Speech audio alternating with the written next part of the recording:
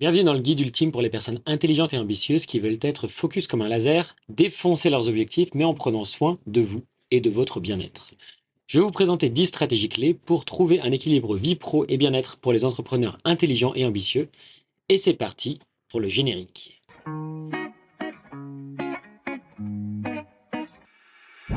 Bienvenue sur Le Tunnel, le podcast pour ceux qui veulent tout quitter pour la liberté. Venez discuter chaque dimanche pour parler business, mindset et philosophie dans la bonne humeur avec un entrepreneur qui vit en Thaïlande. Bonjour et bienvenue dans le podcast Le Tunnel, je suis Tony Rouget du site tonymarketing.fr. Et aujourd'hui on va parler de 10 stratégies clés pour trouver un équilibre vie pro et bien-être pour les entrepreneurs intelligents et ambitieux. Mais avant de commencer, j'ai créé un document qui résume les meilleures recommandations de cet épisode. Des livres qui vont vous rendre plus intelligent en passant par les meilleurs outils au conseil d'entrepreneuriat. Je vous ai tout mis dans ce document. Pour recevoir ce document gratuitement, cliquez sur le premier lien dans la description, entrez simplement votre adresse email et je vous envoie ça dès maintenant. Le lien est dans la description et on attaque le vif du sujet. Donc voici la première stratégie clé pour trouver un équilibre vie pro et bien-être. La première clé s'appelle la règle des 5 heures. Mais qu'est-ce que la règle des 5 heures? C'est quand vous bloquez 1 heure par jour pour lire un livre ou apprendre une compétence. Mais il y a certaines personnes qui pensent que l'apprentissage s'arrête quand on a terminé les études. Et c'est une très grosse connerie.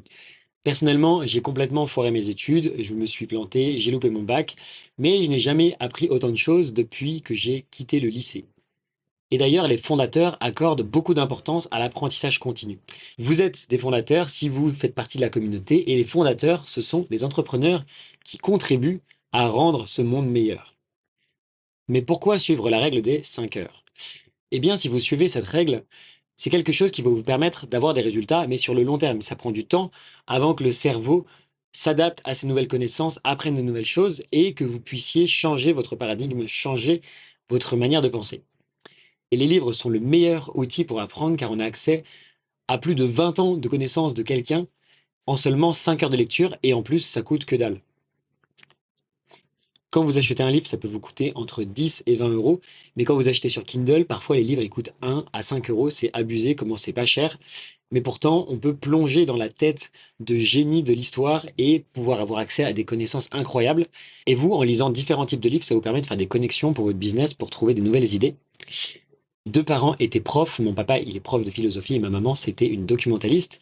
Et ça explique peut-être pourquoi j'accorde beaucoup d'importance à ce point-là. Chez mon père, il y a des étagères avec des livres sur tous les murs de la maison. Il n'y a pas un emplacement où il n'y a pas un livre. Mais comment est-ce que vous pouvez faire pour suivre cette règle?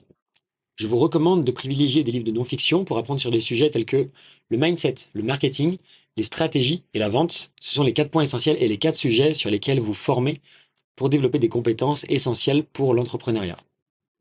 Vous pouvez aussi lire un livre sur 4 de fiction, ça vous permet de chercher de l'inspiration dans d'autres domaines, par exemple dans des biographies, et même dans des livres qui n'ont absolument rien à voir avec l'entrepreneuriat. Par exemple, en ce moment, je suis en train de lire la biographie de Napoléon en 4 tomes, et parfois on va faire des connexions en lisant des livres complètement différents de notre domaine d'activité. Honnêtement, la Kindle, c'est le meilleur objet de ma valise. Je pense que c'est l'objet le plus rentable que j'ai acheté de ma vie. Et à chaque fois que je rencontre quelqu'un qui me dit qu'il préfère le papier à un écran, eh bien, j'ai des arguments à l'appel parce que pour moi, la Kindle, c'est un objet incroyable. Ça vous permet, dès que vous terminez un livre, d'en commencer un direct, non seulement parce que vous n'avez pas besoin d'avoir l'objet sous la main, mais en plus parce que Amazon va vous recommander des centaines de livres en fonction de ce que vous avez déjà lu et de ce que vous avez déjà apprécié, et en fonction des notes que vous avez données aux livres dès que vous les avez terminés. Un autre bénéfice à lire sur Kindle, c'est que jamais vous ne doutez de quoi vous allez lire et vous n'avez pas de temps de latence entre les différents bouquins que vous lisez. D'ailleurs, il y a une application que j'utilise pour traquer les livres que je lis. Vous pouvez vous donner des propres challenges du nombre de livres que vous comptez lire sur une année. Et à la fin de l'année, vous avez une sorte de score que vous pouvez vous fixer. L'année dernière et l'année d'avant, je me suis fixé de lire 52 livres par an, ce qui nous donne un livre par semaine. J'en avais lu 52 et cette année, je me suis fixé comme défi d'en lire 70. Donc on verra si j'arrive à tenir le challenge. La deuxième stratégie pour avoir un équilibre entre vie pro et bien-être, c'est de tenir un journal de gratitude. Ce qu'il faut faire, c'est noter 3 choses pour lesquelles vous êtes reconnaissant chaque jour. Donc il n'y a pas longtemps, par exemple, je suis tombé en panne en Thaïlande avec ma moto. Et je me suis retrouvé en galère parce que j'avais une réunion, j'avais un appel téléphonique quelques minutes plus tard. Je me suis garé dans un garage à voiture et je lui ai demandé: est-ce que vous auriez de l'essence, s'il vous plaît? Je peux vous la payer, il n'y a pas de problème. Et la personne m'a expliqué que non, il n'avait pas d'essence, mais on est en Thaïlande et les gens sont incroyablement gentils. Et il m'a proposé de me prêter sa moto pour que j'aille chercher de l'essence à la station. Mais moi, j'étais un peu gêné. Du coup, je lui ai dit que je ne voulais pas accepter. Il a dit, OK, pas de problème. Dans ce cas-là, c'est moi qui vais chercher de l'essence pour vous. Et donc, dans mon malheur, je me suis retrouvé à avoir énormément de chance de tomber sur cette personne incroyable. Et donc, je me souviens avoir noté dans mon journal, merci d'être tombé en panne, même si j'ai été en retard à ce rendez-vous, parce que ça m'a permis de rencontrer quelqu'un d'extraordinaire et d'être plus résilient. Votre journal de gratitude, il vous permet de favoriser la pensée positive dans les situations difficiles. Vous apprenez à être plus positif et ça reprogramme votre cerveau pour devenir optimiste. La finalité de tout ça, c'est que vous augmentez votre bonheur et qu'à la fin, vous pouvez mieux gérer vos défis, mieux gérer les obstacles que vous rencontrez dans votre vie. La meilleure manière, selon moi, c'est que vous achetez un crayon et un journal papier. Donc là, regardez tous les journaux que j'ai. J'en ai 1, 2, 3, 4, 5, 6, 7 dans les mains. Ça, un journal, ça me tient entre 1 et 2 mois. Et cette marque-là, c'est Muji. C'est une marque que j'adore. Et à chaque fois, je prends les mêmes journaux. Ça, c'est parfait. Ça permet d'avoir une continuité entre mes différents journaux. Et ma technique, c'est de noter 2 choses normales pour lesquelles j'ai de la gratitude chaque jour. Donc, par exemple, merci d'avoir quelqu'un qui est venu m'aider avec mon scooter lorsque je suis tombé en panne. Et une chose qui est très basique, donc par exemple, ça peut être de respirer, d'être vivant, remercier mes parents de m'avoir donné la vie pour que ça soit vraiment quelque chose de presque ridicule tellement c'est simple et ça permet d'apprécier et de réapprécier les choses simples de la vie. Quelque chose qui est important de faire, c'est donc de fermer les yeux lorsque vous notez et ensuite de ressentir les émotions à chaque fois que vous notez un point. C'est vraiment de ressentir comme si c'était quelque chose de très puissant au fond de vous. Vous pouvez éventuellement tester avec une application sur votre téléphone. J'avais testé moi-même auparavant, mais je préfère le papier. Je trouve que c'est mieux, on ressent mieux les choses, c'est plus simple, on prend vraiment le temps de ressentir les choses qu'on note sur du papier. La troisième stratégie pour trouver un équilibre bien-être et vie pro, c'est d'avoir des sessions sportives quotidiennes. Quand j'étais petit, j'étais pas bon en sport. Au bac, j'ai été une brêle. Je ne savais pas courir lorsqu'il fallait faire le cross de l'école. J'ai fait plein d'activités. À chaque fois, j'étais mauvais. J'ai fait du judo, du foot, du handball, du badminton. Et à chaque fois, j'étais pas très bon. Mais ça fait pas longtemps que je m'y suis remis à fond.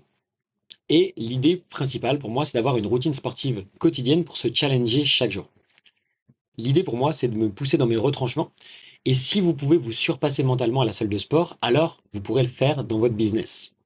Moi, j'essaye vraiment de développer une tolérance à la douleur. Et il y a une phrase de Ken Kluber, c'est un mineur du Colorado et c'est le créateur du Leadville Trail 100 qui dit: faites de la douleur une amie et vous ne serez jamais seul. Le sport, ça libère des endorphines et donc ça améliore la santé physique et mentale et ça vous permet de lutter contre la dépression. Et tous les jours, vers 14 heures environ, c'est ma pause et ça me permet de souffler et de faire une pause au milieu de ma journée de travail et de redescendre, de décompresser. Ce qui m'a permis de passer du gros noob sportif, le plus mauvais de l'école, à un sportif régulier qui travaille tous les jours et qui prend soin de sa santé, c'est de me fixer un créneau fixe chaque jour, de tester différentes activités jusqu'à ce qu'il y en ait une qui vous plaise ou qui vous motive. Donc par exemple, moi j'ai aussi la course à pied, j'ai la muscu, c'est des choses que je kiffe faire. Mais après, le plus important, c'est aussi d'apprécier la douleur. Et ce qui m'a le plus aidé parmi tout, c'est d'avoir un coach sportif pour rester motivé parce qu'il vous donne des programmes sur mesure et en plus, comme vous payez un certain prix, comme vous pouvez payer assez cher, eh bien, ça vous motive à ne pas louper des séances. La quatrième stratégie sur 10, c'est de supprimer les infos inutiles. Mon papa, il pense toujours de manière très négative, il a toujours des faits divers incroyables parce qu'il regarde les infos, il écoute la radio le matin, le midi, il écoute la radio, le soir, il regarde les infos. Bref, toute sa tête est remplie de pensées négatives et de faits divers horribles. Et donc, quand j'étais petit, je me souviens que quand je voulais aller à la piscine, il me disait: non, mais tu sais bien, cette semaine, il y a un fait divers comme quoi il y a 4 enfants qui se sont noyés dans la piscine. Ou quand je voulais traverser la route, non, mais t'as pas entendu parler de ces 5 personnes qui sont mortes en traversant la route en se faisant écraser par un 35 tonnes. Et donc, le fait de suivre les infos et de se tenir au courant de ces choses-là fait qu'on va remplir notre cerveau de toutes ces pensées négatives. Et donc, l'idée, c'est de supprimer tout ce poison mental et le négatif autour de vous et d'avoir une diète d'informations sélectives. Par exemple, comme je vous expliquais, j'utilise Kindle pour uniquement faire rentrer des informations intelligentes et devenir une meilleure personne. Et j'utilise également l'application sur mon téléphone qui s'appelle Readwise. Et ça permet de sélectionner des articles sur Internet et d'avoir une sorte de flux RSS de toutes les sources qui sont pertinentes pour moi, mais de ne pas avoir toutes les informations du web, c'est seulement des sources que j'ai sélectionnées qui sont pertinentes pour moi. Et pourquoi est-ce que ça fonctionne? Parce qu'on a tendance à se focus sur le négatif, c'est notre instinct de survie depuis l'époque de la préhistoire. Quand on avait un tyrannosaure rex qui nous courait après, on devait se concentrer sur le négatif pour pouvoir survivre. Mais cet instinct reptilien est resté dans nos gènes. Et donc aujourd'hui, on a toujours ce besoin d'aller chercher des informations négatives, mais qui sont aujourd'hui totalement inutiles et qui nous plombent notre morale. Et donc supprimer ces putains d'infos inutiles dans votre vie pour vous concentrer sur le positif et pour arrêter de polluer votre esprit. Je vous jure, ça fait vraiment une différence. Donc la première étape que je vous recommande de faire, c'est de supprimer toutes les applications d'infos, les réseaux sociaux de votre téléphone, plus de TikTok, plus de Instagram, de Facebook et toutes ces merdes, plus de France Info ou ces choses-là. S'il y a une information importante, je vous promets qu'on vous tiendra au courant. Par exemple, quand il y a eu le Covid, ne vous inquiétez pas que toute ma famille et tous mes amis m'ont tenu au courant et j'étais le premier à le savoir.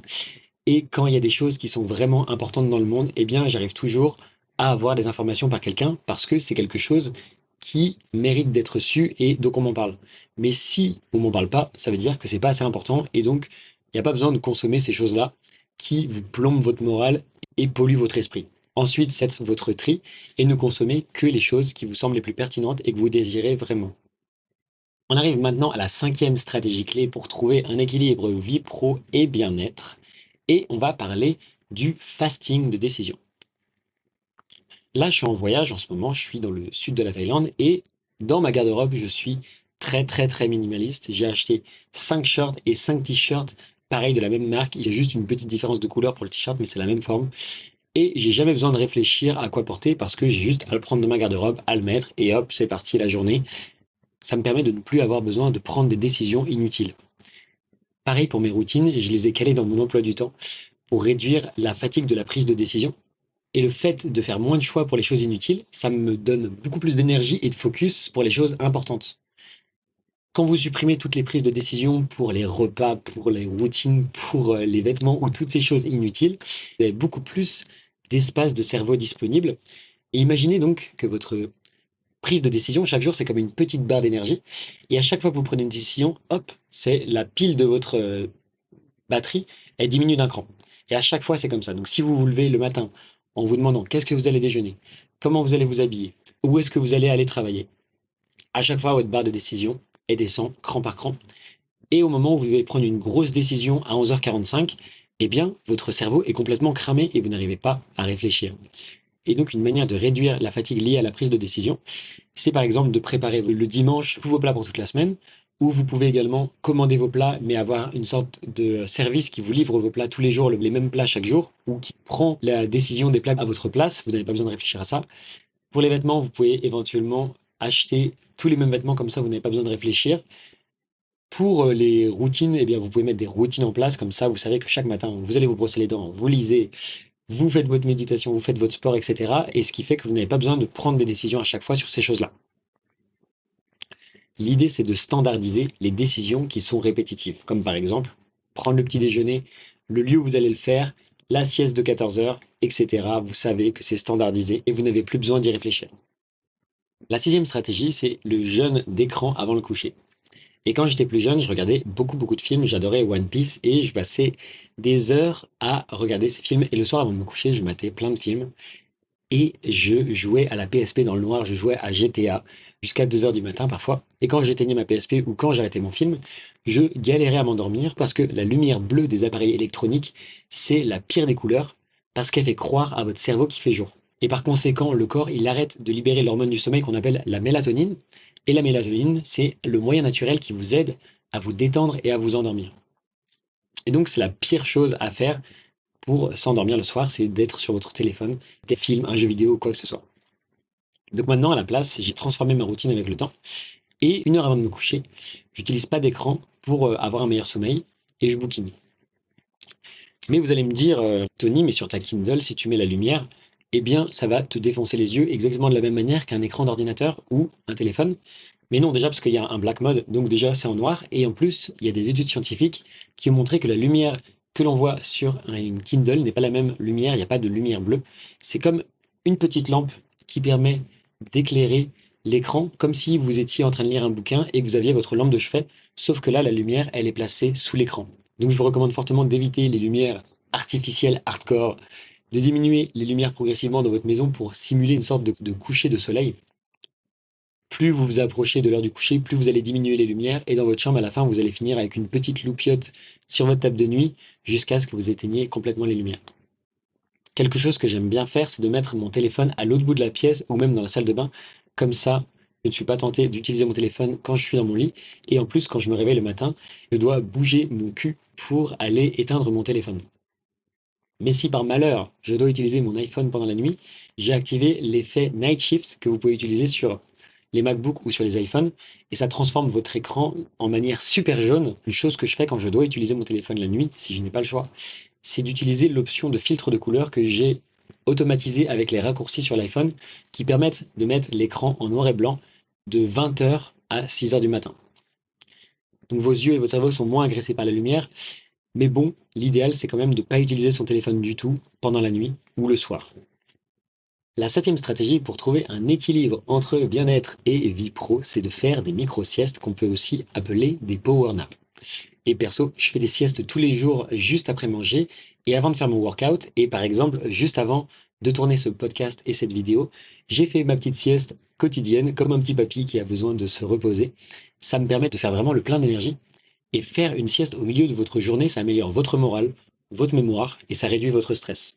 Et d'ailleurs, il y a des études scientifiques qui prouvent que les micro-siestes ou les power naps, ça améliore votre endurance, le temps de réaction, les performances cognitives si c'est fait pendant la journée. D'ailleurs, Churchill disait que les siestes lui permettaient de vivre 2 journées en une quand c'était la guerre et qu'il avait plein de choses à penser. Il avait une routine très très particulière où il prenait vraiment le temps de faire une sieste, de prendre son bain. Donc sa routine du matin, c'était 8 heures. Churchill se lève et prend son bain. Après, il passe 2 heures à lire. Puis, il va répondre à ses courriers. À midi, il passe saluer sa femme pour la première fois de la journée parce qu'il était convaincu que le secret d'un mariage réussi, c'était que les époux ne se voient pas avant midi. Puis il travaillait à son projet d'écriture du moment, ça pouvait être un article, un discours ou un livre. En début d'après-midi, il écrivait à une vitesse vertigineuse. Puis il s'habille et va prendre son déjeuner. Après, il partait se promener dans la nature. C'était le moment le plus important et le plus agréable de la journée. Puis il s'asseyait sous le porche de sa maison pour prendre l'air, réfléchir et méditer. Et là, de 15h à 17h, il faisait une sieste tous les jours. À 17h, il passait du temps en famille, puis il prenait un deuxième bain avant de passer à table. À 20h, c'était son repas en famille, et après le repas, il écrivait encore jusqu'à ce qu'il aille se coucher. Et il répétait cette routine-là tous les jours, même le jour de Noël, même le jour du Nouvel An, même le jour de son anniversaire. Et c'est comme ça qu'il a sauvé l'Angleterre et qu'il a aidé la France à se libérer de l'occupation de l'Allemagne nazie à la fin de la Seconde Guerre mondiale. Je vous recommande tout simplement de choisir un endroit confortable et silencieux et d'utiliser le même créneau chaque jour pour éviter de vous sentir encore plus crevé. Parce que si vous changez de créneau à chaque fois, si vous choisissez des durées trop longues, eh bien ça va juste vous plomber. La durée idéale, c'est entre 20 et 30 minutes et ça vous permet de vous reposer et de vous sentir beaucoup plus frais sans tomber dans un sommeil trop profond. Et ensuite, vous connaissez sans doute les cycles du sommeil. Une fois que vous rentrez dans un cycle du sommeil, vous vous réveillez en plein milieu, vous allez être complètement déréglé. Et si vous dormez trop au milieu de la journée, ça va dérégler votre sommeil. La huitième stratégie, c'est de prendre des bains de forêt. Et ça veut simplement dire de s'immerger dans une forêt ou d'aller dans un environnement naturel. Et ce matin, quand je me suis levé, j'ai été prendre ma moto et j'ai été filer tout droit dans la forêt. Ça m'a fait un bien fou. Et je me suis retrouvé au milieu des arbres. Mais il y a autre chose que vous pouvez faire, c'est d'aller marcher lentement et de prendre le temps d'observer la nature, les vieux arbres, d'écouter le chant des oiseaux, la texture du vent sur votre peau. C'est une sorte de méditation que vous pouvez faire en plein milieu de votre journée, entre deux sessions de travail. J'aime bien aller dans des parcs naturels, de prendre ma moto et de partir dans la montagne ou dans la nature. Mais à petite échelle, par exemple, je marche tous les jours dans mon quartier, que ce soit le matin ou l'après-midi. Dès que je commence à avoir la tête pleine d'idées, de trop de choses, à un moment, il me faut une pause, il me faut une coupure pour pouvoir reprendre et attaquer de plus belle. C'est le moment où je vais me faire une petite balade dans mon quartier. Mais le mieux, c'est quand même de se faire une grosse balade hebdomadaire dans une belle forêt pour recharger les batteries. Il y a énormément de bénéfices pour le cerveau. Ça réduit votre niveau de cortisol, ce qui veut dire que ça réduit votre stress. Moi, je suis quelqu'un de très stressé, donc ça me fait beaucoup de bien. Et ça permet également de développer votre imagination. D'ailleurs, Bill Gates, il explique dans un de ses reportages qu'il a une forêt dans laquelle il va faire des balades tous les jours pour trouver de l'inspiration. Mais si ce multimillionnaire va faire des balades tous les jours dans une forêt pendant 30 minutes voire 1 heure, et lui coûte énormément d'argent par rapport aux sommes astronomiques qu'il gagne. Donc ça doit avoir une certaine valeur et je vous recommande de tenter cette chose-là également. Bloquez un créneau dans votre emploi du temps chaque jour pour faire une petite balade. Et si vous habitez loin de la nature, essayez de trouver un créneau au moins chaque semaine ou chaque week-end pour sortir un peu de chez vous. Surtout quand on travaille sur un ordinateur, c'est ultra important. On passe notre vie sur un écran. Alors parfois, aller un peu dans la nature, ça fait un bien de malade. Stratégie numéro 9 pour trouver un équilibre entre bien-être et vie professionnelle, ce sont ce que j'appelle les dîners de déconnexion. Vous pouvez organiser ou rejoindre un dîner avec des amis ou votre famille pour sortir la tête du business de temps en temps, s'ouvrir aux autres et comprendre les problèmes et les enjeux des autres. Là où j'habite, en Thaïlande, il y a plein d'événements pour les entrepreneurs. Ça peut être un lunch, ça peut être un dîner, ça peut être un petit événement que vous rejoignez chaque semaine ou dès que vous ressentez le besoin de vous déconnecter et d'aller rencontrer des gens. Parfois, ça fait du bien de prendre du recul et de sortir la tête de l'eau, surtout quand vous rencontrez des difficultés dans votre business, de rencontrer des gens. D'ailleurs, l'être humain est un animal social et on a besoin de se connecter avec d'autres gens pour être heureux. Ma technique perso, c'est que j'ai calé des plages horaires de serendipity, c'est des blocs de temps dans mon agenda pour voir des gens. Car des fois, j'ai complètement la flemme de sortir et je préfère bosser pour avancer sur mon business. Mais je me force à sortir et à rencontrer des gens parce que ça fait du bien au moral et je repars rechargé à bloc. Essayez d'apporter un maximum de valeur pendant ces rencontres. Apporter de la valeur, ça peut simplement dire avoir une écoute active. C'est se mettre dans les chaussures de la personne, c'est s'intéresser sincèrement aux gens et à leurs objectifs et d'être vraiment là pour eux, à les écouter d'une bonne oreille bienveillante. Et on termine avec la 10e stratégie clé qui est la technique du non sélectif. Après avoir lu le livre Essentialism, chaque semaine je me demande les tâches et les actions qui sont inutiles que je peux supprimer de mon emploi du temps. Donc je fais mon plan de la semaine et je regarde, ok, qu'est-ce que j'ai fait, quelles sont les heures que j'ai perdues, quelles sont les tâches que je dois supprimer. Et donc je réduis toutes ces choses-là pour me concentrer uniquement sur l'essentiel. Quand on vous propose une activité, quand on vous propose de faire quelque chose, moi, ma technique, c'est de me dire, est-ce que c'est un hell yeah ou est-ce que c'est un non? Est-ce que j'ai vraiment envie d'y aller à fond? Est-ce que c'est putain, oui, je suis trop chaud à y aller? Ou est-ce que c'est ouais, bof? Et si c'est bof, faut dire non. C'est pas facile, mais je vous recommande de prendre cette habitude. Donc ne prenez pas de décision sans être sûr à 100% de le vouloir. Ça vous permet de vous concentrer à fond sur vos priorités. Par exemple, un samedi, on me propose de voir des amis. Si j'ai pas terminé mes tâches de la semaine, c'est non. Même si j'ai envie de les voir, même si j'ai envie de passer un moment avec eux, c'est hors de question. Je me suis fixé des objectifs. C'est mort, c'est non. C'est aussi une histoire de responsabilité et de connaître vos priorités. Si vous savez ce que vous voulez, normalement, vous coupez toutes ces choses-là qui sont inutiles pour vous. D'ailleurs, il y a une phrase de Warren Buffett qui dit: la différence entre les gens qui réussissent et ceux qui réussissent vraiment, c'est que les gens qui réussissent vraiment disent non à presque tout. Donc voilà 8 manières polies de dire non sans vexer. La première, quand on vous dit est-ce que ça te dirait d'aller à la plage aujourd'hui? Vous faites une pause gênante de plusieurs secondes avant de répondre. Un bonus si vous attendez que la personne réponde avant vous. Par exemple, vous attendez comme ça, vous le regardez. Au bout d'un moment, la personne elle va dire bon ok j'ai compris, je voulais pas t'embêter et elle va repartir. C'est une bonne manière de lui dire non sans la vexer. La deuxième manière, c'est de dire non, je peux pas aller à la plage. Ça serait avec plaisir d'aller à la plage la prochaine fois que tu reviendras dans le coin. Parce que là, aujourd'hui, je suis occupé. Donc, de dire non, mais ceci, vous pouvez dire non, mais. La troisième technique, c'est de dire je vais consulter mon agenda et je te redis. Parce que souvent, on a tendance à s'emballer, on va dire oui, et en fait, on regrette, et là, on se dit mais non, mais pourquoi je lui ai dit que j'allais venir à la bar mitzvah de son oncle? Quelque chose qui fonctionne, ça pourrait être de dire je vais consulter mon agenda et je te redis, comme ça, vous êtes tranquille, vous avez le temps de réfléchir. En plus, vous pouvez renvoyer un texto, c'est plus simple, c'est moins difficile que de devoir le faire en direct et donc ça vous permet de réfléchir et de prendre plus de recul. La quatrième manière qu'il faut absolument que je mette en place très rapidement et que j'ai pas encore testé, c'est de faire un email automatique qui explique et qui dit bonjour, je suis en mode moine guerrier, je ne peux pas répondre pour le moment. Je vous répondrai uniquement si c'est quelque chose de très urgent ou sinon je vous recontacterai plus tard.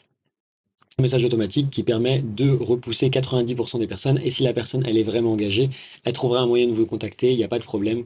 Ou sinon elle vous enverra 15 messages, mais normalement, la plupart du temps, les gens peuvent se passer de vous, les gens peuvent se passer de moi et ils vivent très bien sans nous. La cinquième manière, c'est si un client important vous dit par exemple est-ce que vous pourriez rajouter ceci à votre emploi du temps s'il vous plaît, j'ai vraiment besoin qu'on me rajoute ce service-là. Eh bien, on va dire, ok, très bien, mais qu'est-ce que je peux retirer de ma liste de priorités? Une manière très efficace parce que la personne, elle comprend que vous avez un emploi du temps surbooké et vous ne pouvez pas tout faire pour elle. Si vous tenez vraiment à ce que je fasse le projet C, quel projet est-ce que je peux retirer de ma liste de priorités? Parce que là, je peux pas tout faire, les gars. La sixième manière, c'est d'utiliser l'humour et si on vous demande, vous dites directement non merci et les gens, ils comprennent. Si on dit, ça te dit de venir à la plage? Pas du tout. Et ben là, ils comprendront directement. Ils diront, bon, on va pas emmerder Tony. La prochaine fois, peut-être, mais pas aujourd'hui. La septième manière, c'est de dire, oui, tu es le bienvenu pour faire X, je peux te faire Y. C'est une manière de dire ce que je ne peux pas faire et en même temps ce que je suis prêt à faire. Si par exemple la personne elle vous dit, est-ce que tu pourrais me déposer à la gare samedi soir s'il te plaît? Oui, tu es le bienvenu pour utiliser ma voiture, je peux te la prêter samedi soir, il n'y a pas de problème. La personne elle comprend qu'on ne peut pas la déposer à la gare, mais qu'on est très sympa et qu'on peut quand même lui prêter notre bagnole et les clés de notre voiture. La huitième manière polie de dire non sans vexer, c'est de dire non, mais peut-être que X est intéressé. Par exemple, je ne peux pas faire ce projet-là, eh bien, je peux directement proposer quelqu'un d'autre. Est-ce que tu pourrais sortir cette vidéo-là pour moi? Non, mais peut-être que Ryan pourrait la faire, peut-être qu'il est intéressé. Et là, directement, elle lui donne une autre solution, ce qui fait qu'il n'est pas en galère et qu'il a une autre personne sur qui il peut éventuellement compter. Et maintenant, on passe à la section librairie dans laquelle je vais vous faire une recommandation. Et aujourd'hui, c'est un livre qui s'appelle La magie de voir en grand de David Schwartz. Et comme l'a dit le grand philosophe d'Israéli, la vie est trop courte pour être petite. Et je vous recommande ce livre car ce n'est pas parce qu'on prend soin de nous que l'on doit avoir des petits objectifs. Vous avez le droit d'être ambitieux, vous avez le droit d'avoir de grands rêves, de grands objectifs et de respecter votre corps, votre santé et votre bien-être en même temps. Et c'est d'ailleurs votre devoir. Dans le livre La magie de voir en grand, l'auteur explique, quand vous croyez que quelque chose est impossible, votre esprit va faire en sorte de vous prouver pourquoi. Mais si vous pensez que c'est possible, vraiment possible, que quelque chose peut être fait, alors votre esprit va trouver un moyen de vous aider à le réaliser. Votre esprit va créer le chemin si vous lui laissez l'opportunité de le faire. C'est un bouquin qui m'a beaucoup marqué, j'avais adoré à l'époque, ça m'a permis de voir les choses en plus grand, de changer mes croyances limitantes à ce sujet-là et de me pousser dans mes retranchements et de transformer mon mindset. Donc je vous le recommande à 100%. J'espère que cet épisode vous a plu et que vous avez pu en tirer un maximum de valeur. Mais parfois, lorsque vous consommez beaucoup d'informations et de podcasts, vous loupez des pépites. Mais j'ai une bonne nouvelle. J'ai créé un document qui rassemble toutes les ressources et les livres de cette émission que vous pouvez télécharger gratuitement. Pour le recevoir, cliquez simplement sur le premier lien dans la description et entrez simplement votre adresse email pour que je vous envoie ça maintenant. C'est sur le premier lien dans la description et c'est la fin de cet épisode. On se retrouve dimanche prochain pour un nouvel épisode du podcast Le Tunnel. À la semaine prochaine. C'était Tony. Ciao!